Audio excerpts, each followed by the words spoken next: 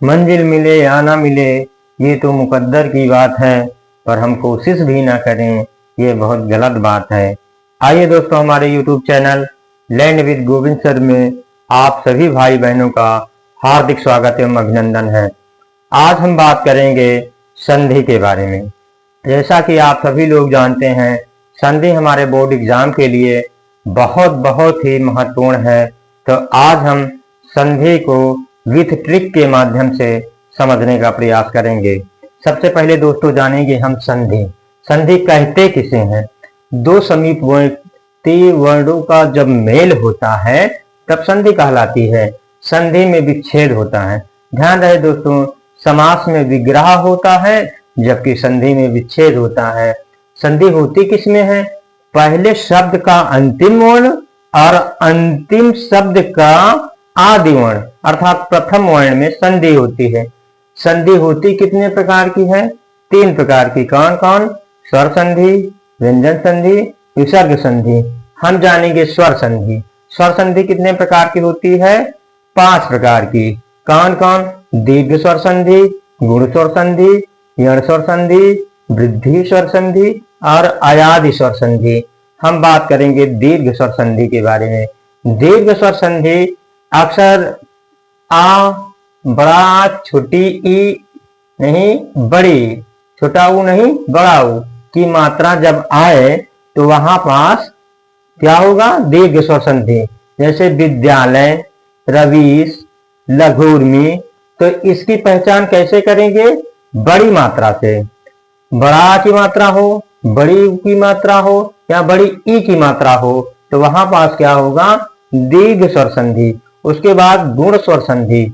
ए ओ अर की आवाज आए, जैसे महेश, महोदय, महर्षि अर्थात अर शब्द की साउंड आए, या सिंगल चुटिया, एक मात्रा लगी हो उसको बोलेंगे सिंगल चुटिया। तो कौन सी संधि होगी? गुण स्वर संधि। उसके बाद हम बात करेंगे यण स्वर संधि। इसमें या, व, र, ल की ध्वनि हो। इसमें या, रा, ला, वा की ध्वनि हो। और क्या हो? इसमें अक्सर देखा गया है कटे हुए अक्षर आते हैं। तो यण संधि की पहचान आप कैसे करोगे? बीच में कटे कटे शब्द आएंगे अर्थात आधे वर्ण आएंगे, तब यण स्वर संधि की यही पहचान है। तो इसके प्रमुख उदाहरण है प्रत्येक, इत्यादि, स्वच्छ। उसके बाद वृद्धि स्वर संधि। वृद्धि स्वर संधि की पहचान करेंगे हम डबल चुटिया से। तो गुण संधि में क्या था? सिंगल चुटिया, और वृद्धि स्वर संधि में डबल चुटिया। इसमें आओ की मात्रा आती है। उसके बाद दोस्तों हम बात करेंगे अयादि स्वर संधि की। अयादि स्वर संधि की बात करेंगे। अयादि स्वर संधि में ध्यान रहे, आए, आओ, आओ की आवाज आती है। जैसे नयन, नयन बना कैसे है? ने प्लस अन बराबर नयन। गायक, गय प्लस अक बराबर गायक। पवन, पो प्लस अन बराबर पवन। पावन, पौ प्लस अन बराबर पावन। तो ध्यान रहे दोस्तों, पवन और पावन में ध्यान रहे, ये बना है पो से, ये बना है पौ से, दोनों में अन है, दोनों में अन है। और उसके बाद हम बात करेंगे व्यंजन संधि के बारे में। व्यंजन संधि में हम कुछ उदाहरण बता रहे हैं, ये बार बार पूछे गए हैं। इन उदाहरणों को आप ध्यान से देखिएगा। वाक प्लस ईस बराबर वगीस। पहला का तीसरे में परिवर्तन, कोई स्वर आ जाए या उसी वर्ग का आ जाए। उत्धन, हार बराबर उद्धार। अनु प्लस छेद बराबर अनुच्छेद। ये 6 संबंधी नियम है। 6 जब आएगा तो उसके पहले उसका प्रथम वर्ण आधा लग जाएगा। सट प्लस मुख, पीछे या यदि पंचमा अक्षर आए तो क्या होगा? इस वर्ग का अंतिम लेटर उसमें आधा हो जाएगा, सन्मुख। उत प्लस चारण बराबर उच्चारण।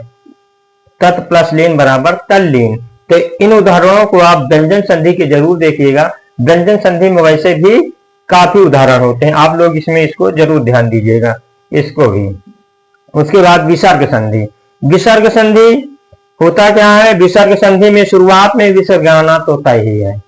पीछे कोई स्वर हो या कोई भी व्यंजन हो, शुरुआत में स्वर आएगा, शुरुआत में विसर्ग आएगा। देखिए सभी में विसर्ग है। मना प्लस योग बराबर मनोयोग, तपा प्लस भूमि बराबर तपोभूमि, नी प्लस बल बराबर निर्बल, नमा प्लस कार बराबर नमस्कार। तो ये जो उदाहरण हम बताए हैं, आप इन उदाहरणों को बहुत ध्यान पूर्वक देखिएगा। इसी उदाहरण में से संभावना है कि आपके कक्षा 10 और 12 के पेपर में जरूर टकराएगा।